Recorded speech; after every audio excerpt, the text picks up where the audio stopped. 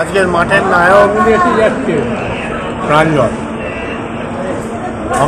আমাদের বহু মানুষ আপত্তি করছিল প্রাঞ্জলকে নিতে।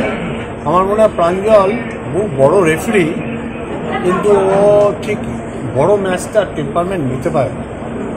হয়তো আমি বলছি না ইন্টেনশনালি কিছু করেছে, হয়তো নিতে পারে না। ভবিষ্যতে এটা আমাদের ভাবতে হবে, আমার ক্লাবও ভাববো, আইপির সাথে কথা বলবো।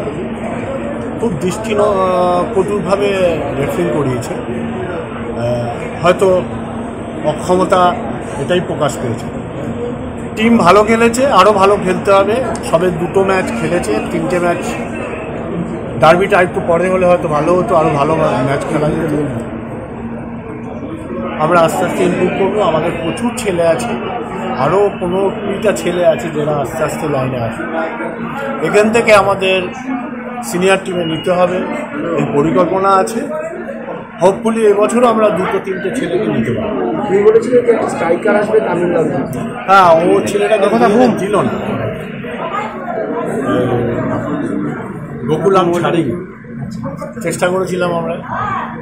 আমিও তো একটা আনন্দের মুহূর্তে একটা জিজ্ঞেস করি, ওদিকে গোকুলাম তো ছাড়লো না, কিন্তু সবাই জানতে চাচ্ছে আনোয়ার এবং উনি হলো একদম। না, ওটা তো দিল্লি এফসি ভার্সেস মোহনবাগান, ওখানে তো আমাদের কী করা। এই দুটো ক্লাবের লড়াই, দেখা যাক ওই ক্লাবের লড়াই। স্ট্যাটাসটা কি অবস্থা দাঁড়িয়ে তো ওরা বলতে পারবে, মোহনবাগান বলতে পারবে, আর দিল্লি বলতে পারবে।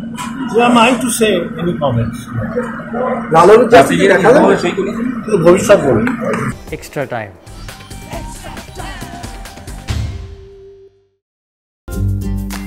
লেটেস্ট নিউজ আর এক্সক্লুসিভ ভিডিওর সঙ্গে আপডেট থাকতে এখনই সাবস্ক্রাইব করুন আমাদের ইউটিউব চ্যানেল। বেল আইকনে ক্লিক করতে ভুলবেন না যেন।